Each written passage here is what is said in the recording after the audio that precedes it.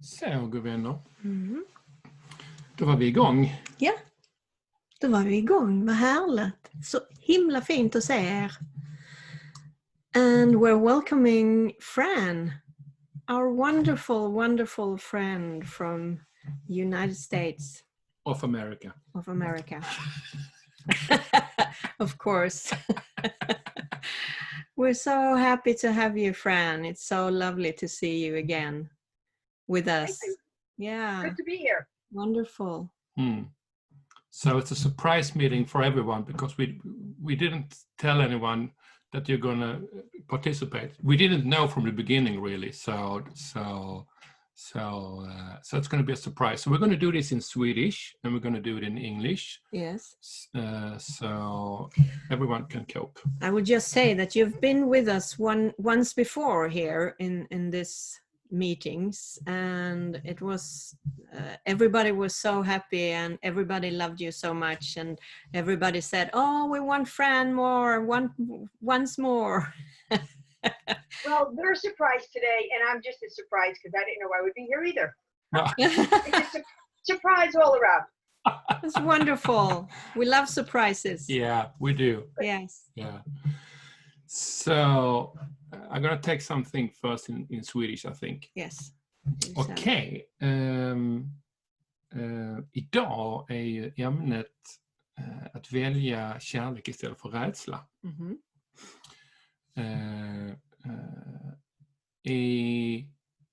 Men fortfarande i de här tiderna som är upp och ner.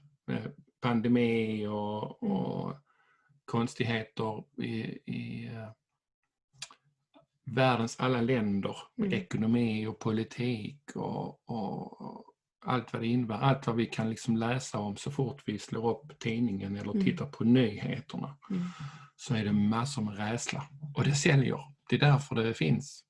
Därför vi konsumerar rädslan. Av någon anledning så får vi för oss att vi ska titta i kvällstidningarnas appar eller titta på nyheterna för att få reda på vilket elände som har hänt i världen.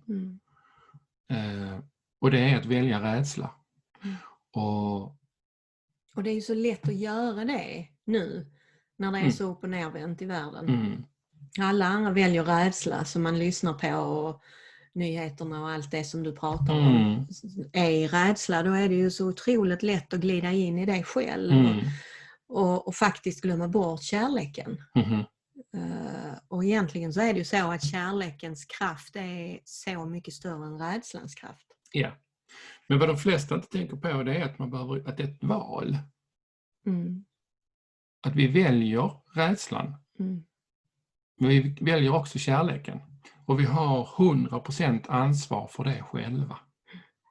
100%. Inte 99, inte 70, inte 0. Utan 100%. Och vi kan ha lite svårt att ta det. För vi tycker att vi är drabbade av världen bara faller över oss liksom. Men det är fortfarande ett val. Och det som är ännu mer absurt när man tittar på det, så är det ju att de här medier som rädslorapporterar till oss, de finansieras ju av de här företagen som vi handlar dagligen i stort sett våra varor ifrån. De pengarna som vi använder i de företagen går bland annat till annonsering i de här medierapporteringarna. Så vi ser själva till. Frågan, det var väldigt intressant att intervjua de här företagen för att fråga om de tycker att deras pengar ska gå till detta. Eller om pengarna borde gå till någonting annat. Det är en annan diskussion. Men ändå. Så vi blir överösta av det här. Men det finns ett sätt att förhålla sig till det här med rädslan och se på det. Och jag tänker dels lite grann på vad det står i En kurs i mirakler. Ska vi ta lite grann på engelska först innan? Ja, det ska vi göra. Så att Fran får hänga med lite. Ja, precis. Det ska vi göra. Jag vill också säga att skriv i chatten. Ja. Har ni frågor eller funderingar kring det vi pratar om? Jag vill fråga, eller påståenden, det behöver inte vara frågor till någon, utan skriva någonting, eller fråga Fran, eller fråga oss, eller så skriv i chatten. Det tycker vi om. Ja. Okay. So, Fran, I was just saying about, you know the topic for the day, choosing love instead of fear. And I was just talking about these crazy times in this world, about the corona, your country's president, our country's presidents. Well, you know, I don't have to say so much about it. So it's so much craziness and so much fear. And the media, newspapers, or on TV are selling this fear to us, and we just swallow it. And we buy our stuff, our food, our cars, everything from companies who are supporting this media because they're advertising it. So we pay all the time different kind of things to just consuming fear.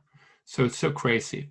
And we are saying that choosing, it's a choice to choose fear, or it's a choice to choose love. Mm-hmm.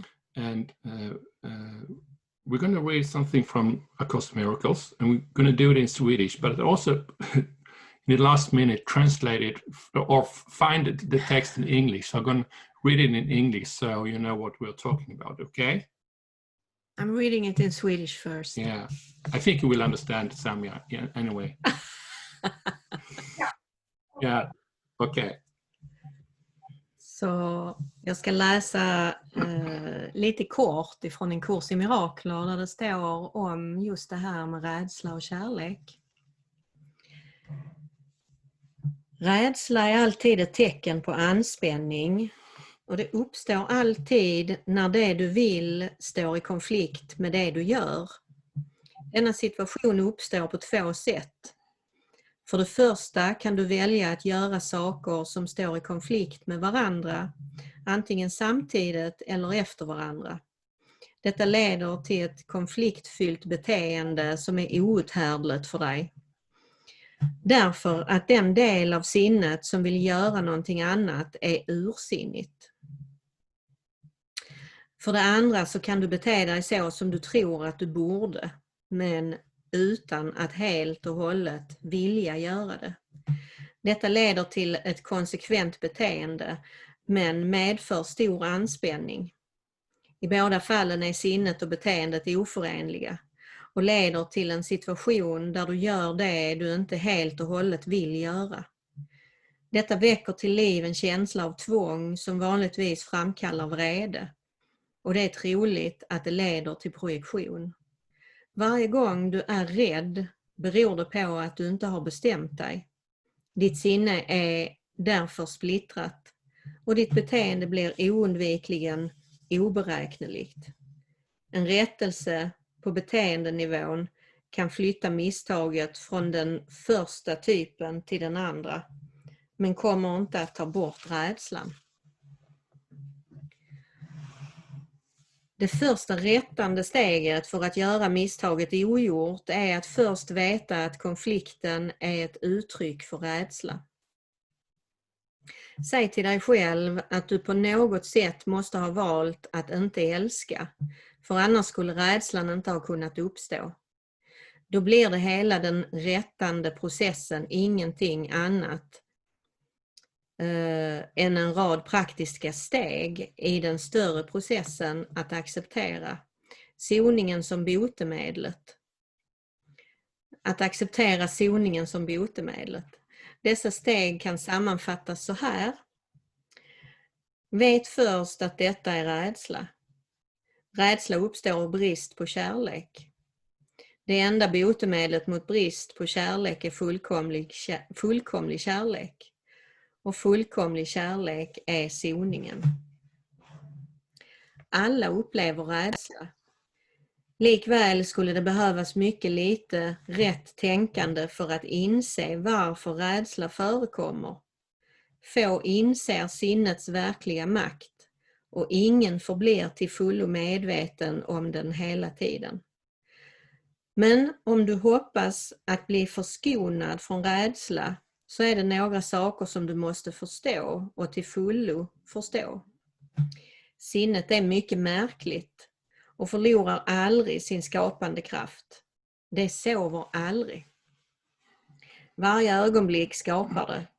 Det är svårt att förstå att tanke och övertygelse förenar sig i en mäktig våg som bokstavligen kan förflytta berg. Det verkar vid första anblicken vara för högmodigt att Nu tar jag om det igen för nu blev det fel. Det verkar vid första anblicken vara högmodigt att tilltro sig själv en sådan makt. Men detta är inte det verkliga skälet till att du inte tror på den. Du föredrar att tro att dina tankar inte kan utöva något verkligt inflytande eftersom du i själva verket är rädd för dem.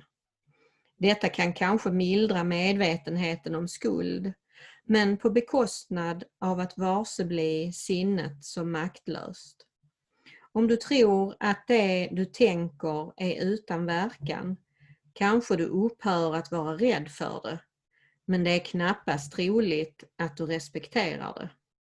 Det finns inga overksamma tankar. Allt tänkande leder till form på någon nivå. Mäktigt. Verkligen. Helt otroligt. Allting, alla våra tankar skapar. Ja. Så frågan är, vad är det vi skapar? Ja. Vad är det vi väljer att tänka? Ja. Precis. Så jag ska läsa det på engelska också så Fran är med oss. So Fran, I'm going to take this in English now. I hope I pronounce it correctly. Okay. So fear is always a sign of strain arising whenever what you want conflicts with what you do. This situation arises in two ways. First, you can choose to do conflicting things either simultaneously or successively. This produces conflicted behavior, which is intolerable to you because the part of the mind that wants to do something else is outraged. Second, you can behave as you think you should, but without entirely wanting to do so. This produces consistent behavior, but entails great strain.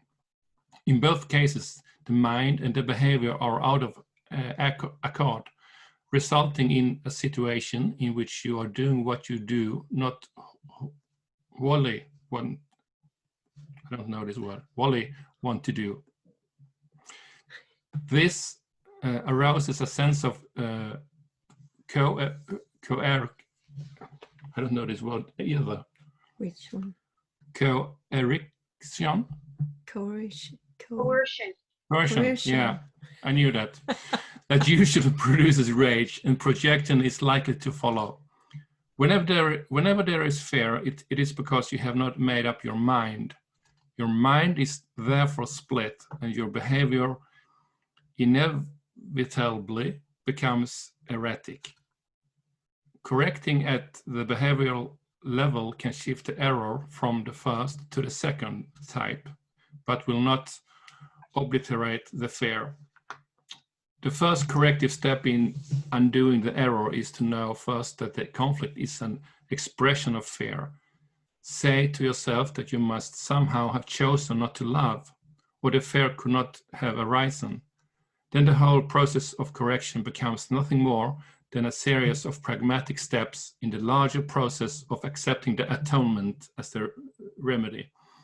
These steps may be summarized in this way. Know first that this is fear. Fear arises from lack of love. The only remedy for lack of love is perfect love. Perfect love is the atonement. Everyone experiences fear. Yet it would take very little right thinking to realize why fear occurs. Few appreciate the real power of the mind, and no one remains fully aware of it all the time. However, if you hope to spare yourself from fear, there are some things you must realize, and realize fully. The mind is very powerful and never loses its creative force. It never sleeps. Every instant it is creating. It is hard to recognize that thought and belief combine into a power surge that can literally move mountains. It appears at first glance that to believe such power about yourself is arrogant, but that is not the real reason you do not believe it. You prefer to believe that your thoughts cannot exert real influence because you are actually afraid of them. This may allay awareness of the guilt, but at the cost of perceiving the mind as impotent. If you believe that what you think is ineffectual, you may cease to be afraid of it, but you are hardly likely to respect it. There are no idle thoughts. All thinking produces form at some level. Okay? Great. So, what is your response to this, Fran? I think people get very confused in the first place over what fear is. I think there are a lot of let's just say things or situations that really are from fear.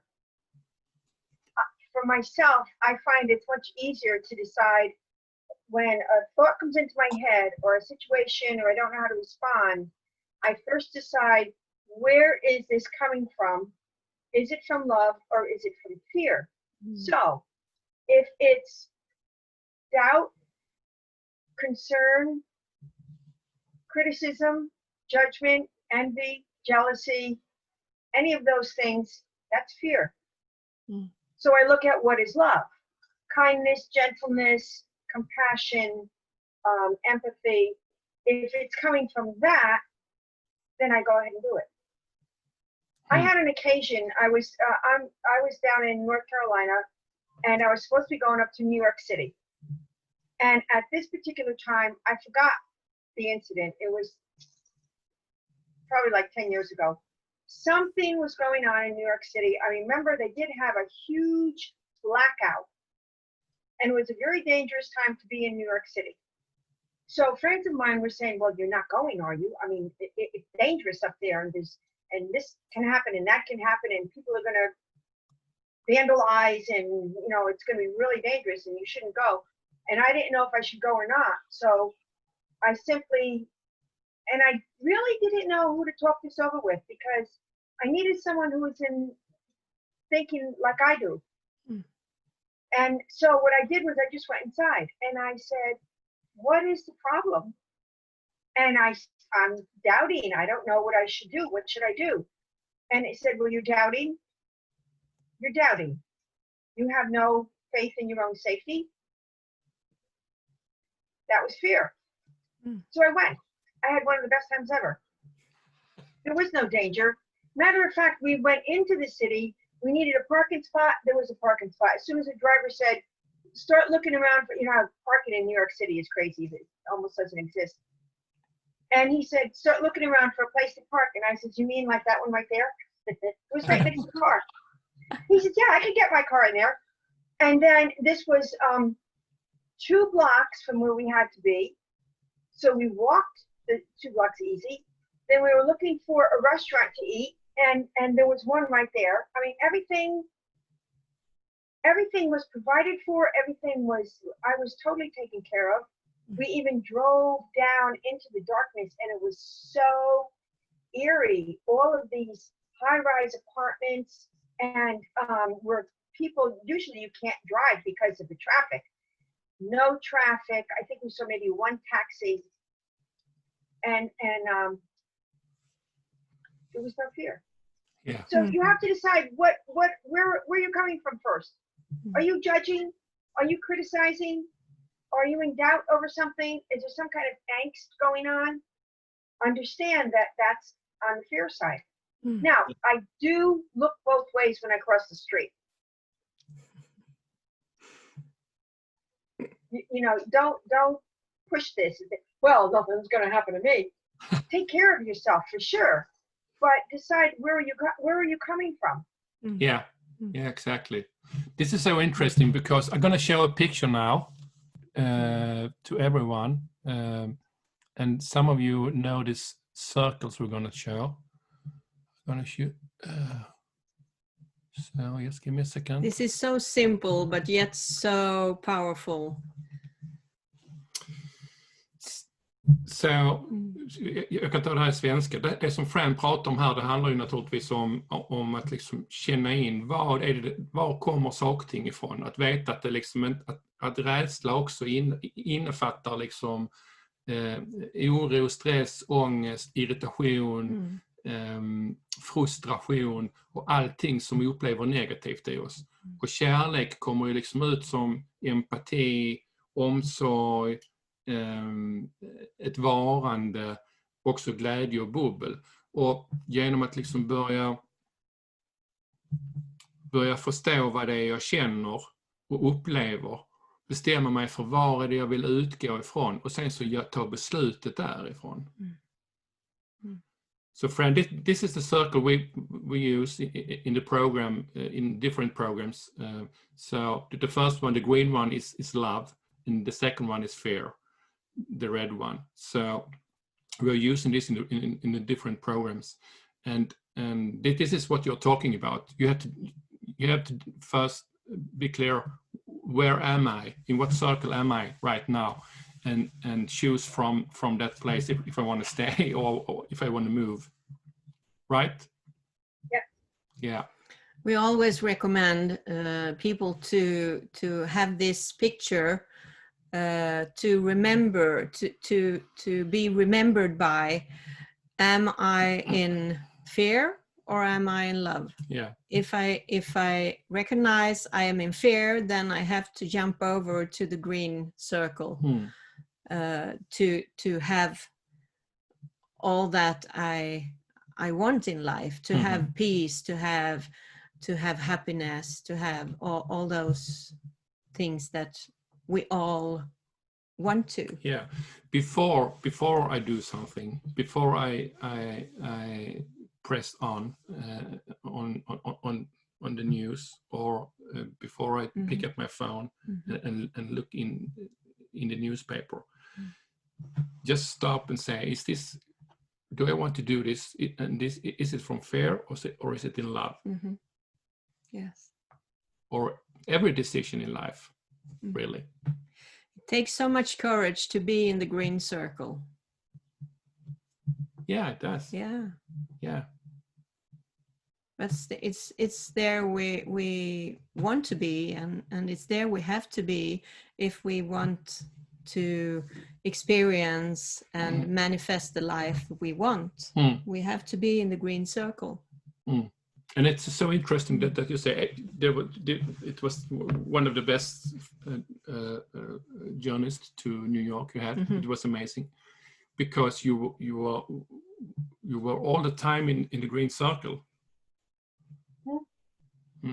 Amazing. I think a lot of us can recognize that when you're fully aware of what you think and what you feel, and you get into that flow because you're sending it out. You're manifesting. And if you have this fear about money or whatever, it's going to be a lack of money. Always. Always. Yeah. So we are manifesting. It's just a question of what. Yes. Yes. We're always good. Yes. Yeah. Okay. So everyone, or someone, I should say, do you have any question for Fran or something to say or write about this topic? Please do it in the chat or raise your hand if you want to say something so we can see it. It would be great to hear someone. I know, Fran, you're almost all the time in the green circle. You're always love and acting from love. But I have a question for you. What do you do to remind yourself to be in the green circle? How do you usually, day by day, when you live your life, remind yourself to go from fear to love, or to be in the green circle? I set it up every morning. Mm-hmm. When I get up out of bed, or sometimes even in bed, depends on how fast I jump out of bed. Mm. And how do I feel today? And sometimes I'll walk down to the kitchen and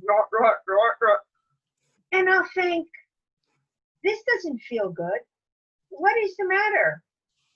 You were fine yesterday.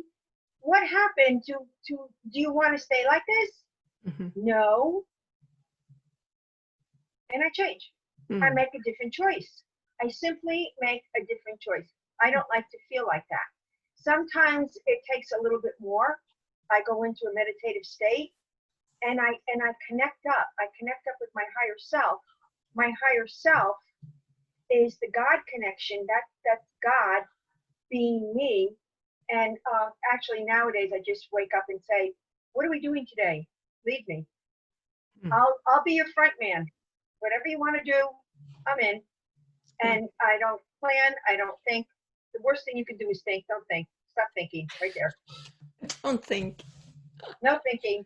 That's wonderful. And that's where I put myself now. I just do what comes up. So I'm never disappointed. This was what I'm supposed to. I didn't know I was going to be doing this today. I had a whole different plan for today. Well, not really a plan, but I do have an appointment later. So this came up and I said, of course. And then I was going to do something else before this, but a friend of mine called up and she really needed to talk. She had just had 2 weeks with her grandson and was in quite a state. And so I sat and talked with her. That was what I needed to do. Forget the rest. Yeah. Mm-hmm. The grass will get cut when the grass gets cut, and shopping and whatever. It doesn't matter. This is what I'm supposed to be doing, and I do it with love. Great. Wonderful. Yeah. Oh, wonderful. Here is one participant. I don't know the name because it's daughter. Yeah. It's hi. computer, yeah, it's you. Yeah. Hi. I don't know your name, but you're wonderful. She writes, I have a small question. Is it Petra? Yeah, Petra, wonderful. Is it never okay to be afraid? What do you say about that, Fran? If you are afraid, then be afraid. Block nothing. Then look at your fear right in the face. I see you. I see what you are. I see why I'm afraid. And the fear is gone. Don't kill your dragons. Learn how to fly them. Make friends with your dragons and fly your dragons. They'll lift you higher. There's nothing wrong with being afraid. Just don't stay that way. Don't keep it. Don't acknowledge it. You cannot change anything that you don't acknowledge. Yeah. So don't deny it. You're afraid, be afraid. You're mad, be mad. And then get over it. I also Wonderful. think Petra is saying, are there situations that it's a good idea to be afraid? And what I can think of, I think it comes natural for us to be afraid in situation we should, because it's a protection. If I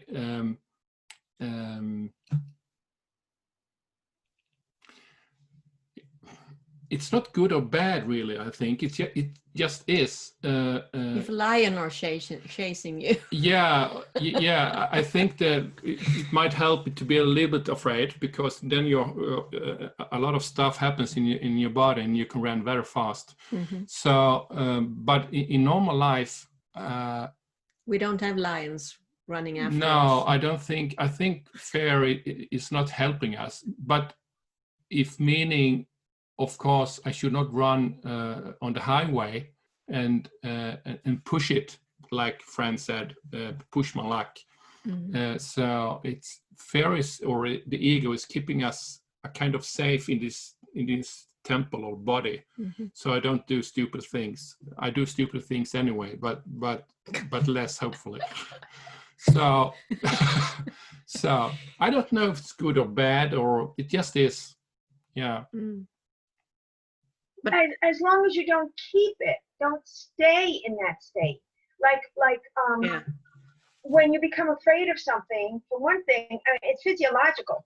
When you're afraid of something, you get a shot of adrenaline because you stop breathing. Your heart is not getting oxygen. There's a signal to your brain. Your heart says, I need oxygen.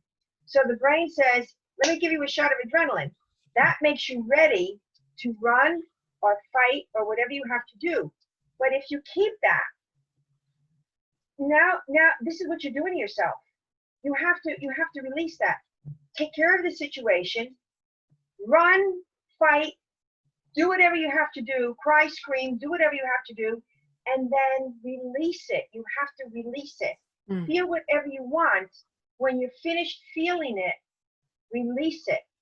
Otherwise, you're gonna like a beaver. You're gonna be building a dam, and then no water can flow through. Mm-hmm. Mm. Mm.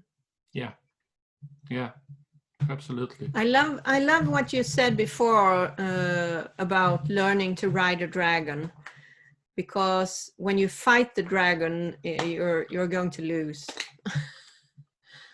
So how to learn to ride the dragon is so beautiful. Mm. Mm. Yeah. And it, like it says in the course, the Course of Miracle, everyone experiences fear. So it's not about trying to be more spiritual or Mm-hmm.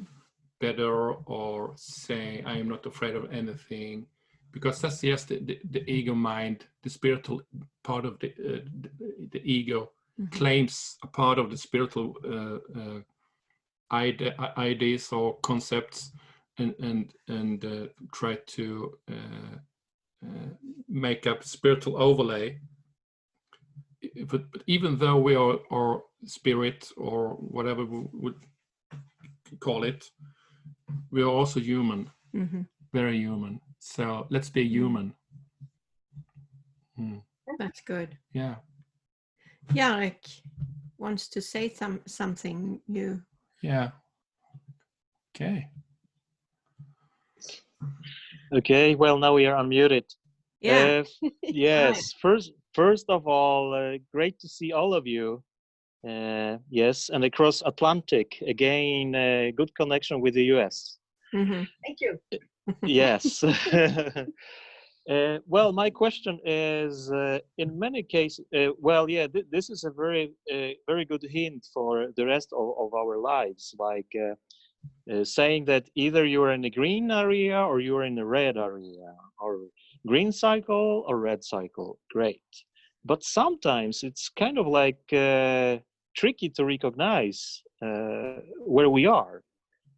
So sometimes it's like, well, one can feel like, yeah, I am in a green one. But later on, by next steps, life shows that it's not true.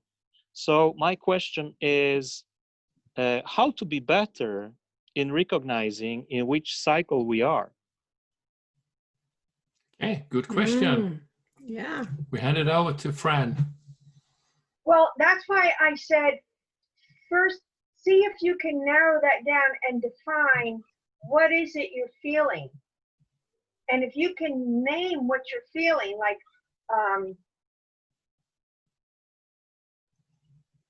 here's a good one. If you're worried about something, maybe you have a child and your child is thinking of getting a motorcycle, and you think it's very dangerous, and you don't want them doing that. Well, first decide, is there something you can do about it? Now, if the child is 16 and living with you, you could do something about it. No, they're not getting it. If the child is 25, living on their own, there is nothing you can do about it because they're a full adult. There's no point in worrying about it. So if you can do something about it, do it and stop worrying. If you can't do anything about it, your worrying is a waste, and it's just aggravating you. So stop worrying. So it's my suggestion is to find out what that is.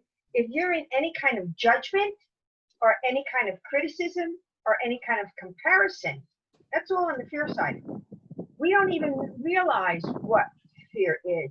Comparison, who is better? That's on the fear side. That's in the red circle. It's very tricky sometimes to figure out what it, because I'm not fearful, but I don't think they should be doing that. I'm very critical. They're too fat, they're too skinny, they're too old, they're too young. That's criticizing, that's comparing. That's fear. I never knew that, but now I do. and I also think sometimes having the feeling that you are in the green circle in love, and you feel happy and you feel you have flow, and suddenly there's a miracle coming into your life, and you say, yes, now I got $700 on my table. I don't know where it came from. Yes, I feel happy. This is so good. And when I say so good, there's a part of me reaching out because it comes from lack. Mm-hmm. Because saying things are bad, I feel bad. We know I'm in the red circle. Mm-hmm. But if I say I feel good, you could still be in the red circle because it's the ego feeling. So we're mixing up the ego's love and the spirit love, but it's the ego coming in. But it's coming from fear. So with that money now, I can buy a new guitar, because if I buy a new guitar, I will be very happy. And that's the ego, because what I'm saying and thinking, if I can get that guitar, I'm gonna feel good, and that's when I'm saying I don't feel good now. That was a huge word you said. If the ego loves conditionally. Oh, If. Yeah. So if you're loving if I get the money, I'm going to be happy. If I get this job, I'm going to be happy. If I get married, I'm going to be happy. If I get divorced, I'm going to be happy. That's all conditional, and that's ego. Yeah, exactly. And talking about that, I think also when I am in awareness of my greatness, or when I'm in that state of the green circle,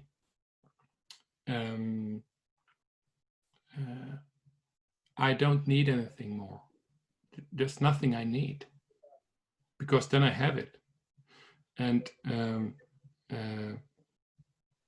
so I think that's a good way to know where I am. If I need anything, I'm in the wrong place. Yeah. And there's nothing wrong or right, better or worse, but still, if I want to change, I have to move myself. Yeah. That's true. Okay. Thank you very much. Thank you very much. Tack, Kärlek. Tack så mycket. Thank you. Är det någon som inte hänger med riktigt i dialogen här, så säg till, är ni jättesnälla. För det kan vara någonting ni har uppfattat och så hänger ni inte med hela vägen och så. Säg då till, så ska vi se om vi kan liksom rekapitulera vad det handlar om. Okej? Ja, vad bra. Okej. Någon annan som har någon fråga? Anyone else?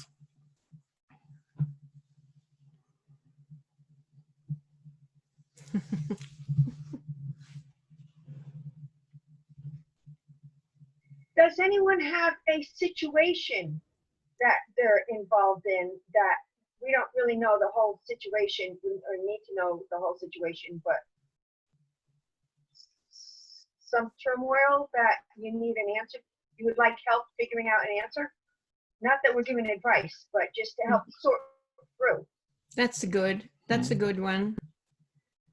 Är det någon som har någon situation runt omkring sig nu? Ni behöver inte berätta exakt vad den handlar om, men om det finns en situation runt omkring er som ni inte riktigt vet hur ni ska hantera.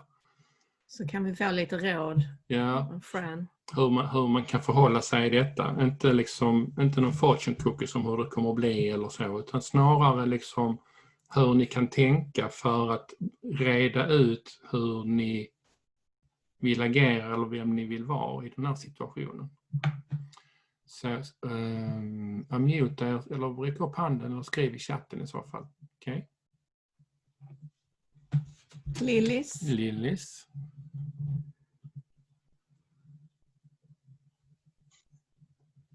I think I have a question. Good. I am working on a new job and I have very much things to do. And my boss is working from a distance at his home. And when I have lots of paper on my desk, and he called me and he said, can you take this time reports from these guys, and the customer calls, and I have lots of work, and I feel stressed in that situation when I have so many things to do at the same time. How can I not get stressful in a situation like this when I'm at my work? How can I do? My boss, he is very kind and very empathic, and he is, do you have fun on your work? It's his, it's slogan, what do you call it? Mm-hmm. Every day, you have fun on your work. It's his kind of way to speak and tell you should have fun on your work. But I can, and my other co-workers, who is the boss when he isn't there, she says, take your time, you don't have to rush, and everything is fine. Do you hear me? Yes. Yes. And everything is fine. And you don't have to rush it. Take your time. It's going to be done when it's going to be done. So she's also very smooth and fine in how she handled the works. It's just me that, I have to do this and I have to do that and I must do that, and because it's too much in one on the same time. So I need to figure out, how can I, in that situation, cool down and, okay, I take this first and I take that second. And if that customer calls me right now, I'm going to take this phone and I'm always happy when I talk with the customers. So it isn't that. But I must feel, peace within me. Yes. So I don't rush up and... So let's hear what Fran says about this. Put the two bosses together. I'll explain that. I'll explain it. And I have proof of this from a physiological standpoint. You know how people get an anxiety attack when they hold their breath? Mm-hmm. And I explained about the adrenaline coming in. If you stay in that situation, which is stress, if you stay in that, then you wind up, you can't function. And if you keep going at that rate and at that pace, what we call here is burnout. You can't do it anymore. You stop. You're burned out. I can't do this anymore. You quit your job, you land in the hospital, something happens. The opposite of that, one is telling you, get this done, get this done. The other one is telling you, take your time. Putting the two of them together, you stop and take a breath. Exhale first, because it's not, now you're holding your breath. That's the opposite. So exhale first, and then breathe deeply. Breathe deeply. Matter of fact, there's a thing called square breathing. Mm-hmm. You pick a number. Say, let's pick 5. Pick 5. Number 5. You inhale to a count of 5. 1, 2, 3, 4, 5. Hold it for a count of 5. 1, 2, 3, 4, 5. Exhale to the same count of 5. And then hold that for a count of 5. Breathing in to a count of 5. Holding for a count of 5. Exhale for a count of 5. Hold for a count of 5. Do that 5 times. You've now taken a break. You just take a break. I'm taking a break. Turn away from the computer. Turn away from the papers. I'm taking a break. Do your square breathing to count to 5. Do it 5 times. That is going to calm down your system. Your lungs are taking in more oxygen. More oxygen is going to your brain. It goes to your diaphragm, which sends out endorphins, and you are calm. You have to take a break. You can't be doing your papers. You got to take a minute for yourself, and it's not even a minute. It's less than a minute. You are worth a full minute. You have to take that full minute. Turn away from the computer. Take your 5 breaths, and then come back. Try it. Just try it. See what you feel like. It's taking time for yourself, and it's totally breaking the stress cycle. If you just keep going from one to the other, keep going, you're escalating. You're still in that same. But if you stop it, you don't keep going. If you stop it, you're back to here. You may have to do that every 5 minutes. Do it every 5 minutes. Try it once. See how you feel. Trust yourself. See how you feel. Yeah. Yeah. Thank you very much. I think it would work. Very good. Wow. Thank you. Wow. Okay. Tack Lilis. Thank you. Sounds Thank you. wonderful. Maybe we should do that, all of us, sometimes. Take that five breaths. Yeah, I think so. For a minute. Yeah, that's really good. And I also like the way you're thinking, combine things, because this is about balance. Because we have work we have to do, and of course we have the responsibility at that work to do what we have to do. Still, I'm not in the work or at work to try to do everything. I have to do one thing at a time. And I'm also thinking about the importance to talk with my boss about it. Say, this is how I feel, but my new training is not to get into that. So if he's conscious about it, he might help you if it's a good boss, or the other stuff, people working at the same place. So bring all the tools you can, the breathing, to take a pause, have a paper on the computer to remind you, tell everyone at work how you feel, and you will get help, because probably they like you and they want to help you. Yeah. So don't try to do everything yourself. Share it with other people, and I think that's a good way to do it. Yeah. Beautiful. Wonderful. Yes. Wow, time is flying. Anyone else? Ask or say something?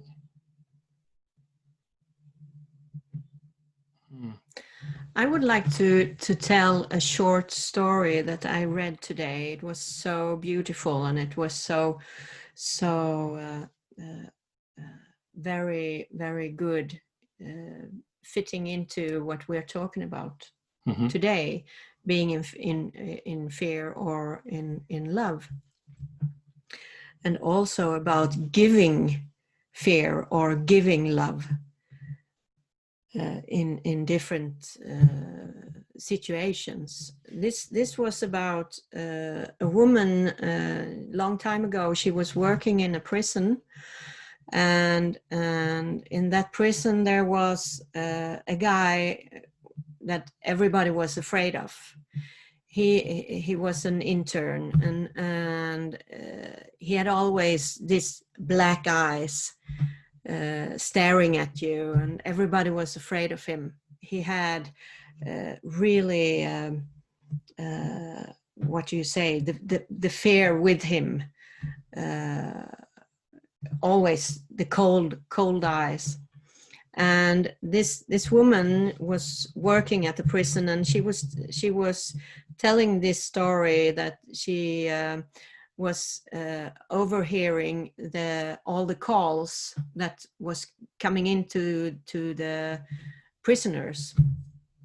So this guy was having a couple of calls that day. So she was overhearing it.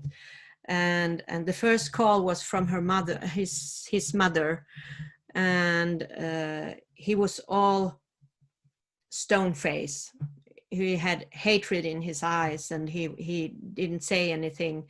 And the mother was, "Oh, I'm so afraid. Oh, how are you? And you have to do this and have to do that, and you have to understand we are so afraid, and what's going to be with you," and like that. And he was stone face all the time, and he didn't say anything to his mother. And the second call was from his grandmother, and she was overhearing this call too. She was listening, and the only thing his grandmother said was, oh, it's so deep. The only thing his grandmother said was, I don't care what you have done. I always love you. I will always love you. I don't care what you have done or haven't done. I will always love you, and I will always be here for you. And he said, "Thank you, Grandma," and put the phone on. And after that, he was crying for 3 days. And it was not this crying, it was deep crying. Everything was coming up from the inside, and crying, and they had to sit with him. And after that, he didn't have that dead focus in his eyes, or black eyes anymore. So it was so deeply and so wonderful. When I read it, it was so obvious that it's so easy to give love, and it's so powerful, so enormously powerful to give that love just for a couple of minutes.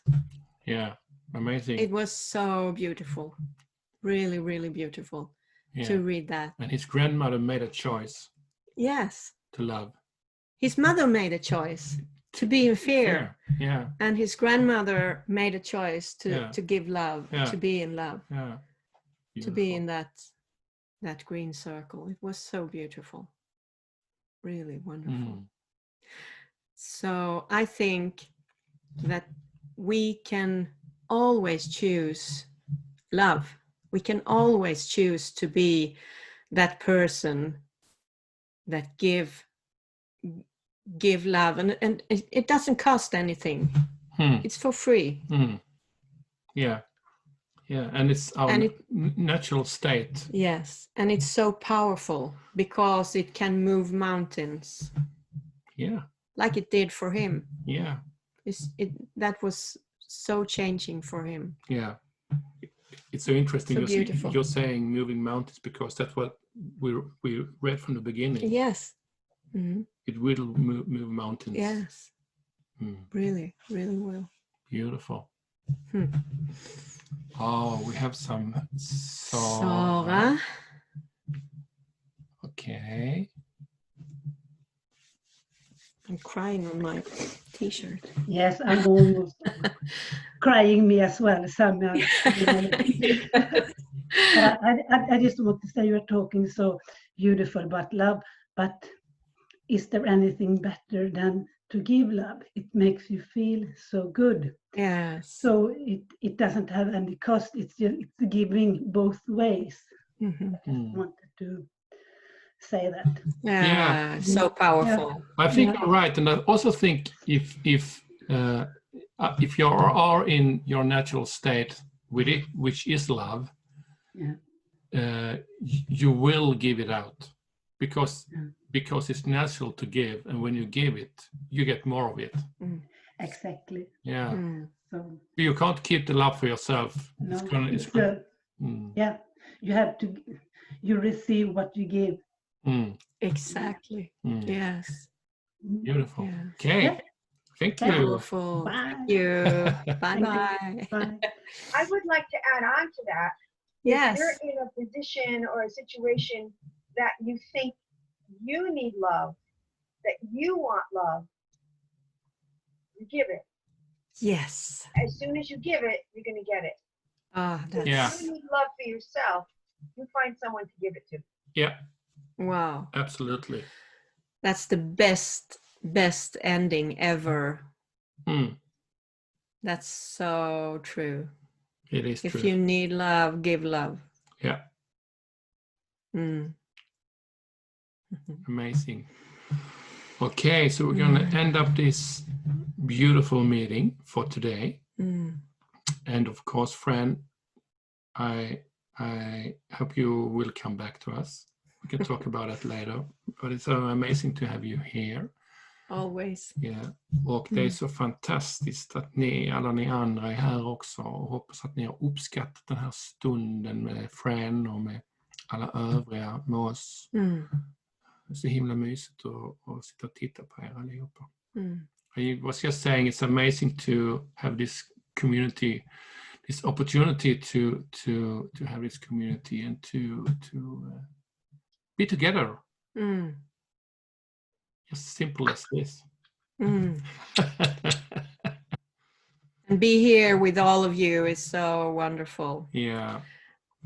I love you. The cat too, how cute. Yes, wonderful. Yep. Cats and dogs. Yeah. Yeah. I think I saw a crocodile. No, it was not. Tack för idag. Thank you all. Thank you so much. See you soon again. Namaste. Yeah. Namaste. Namaste. Bye. All love. Hejdå. Bye.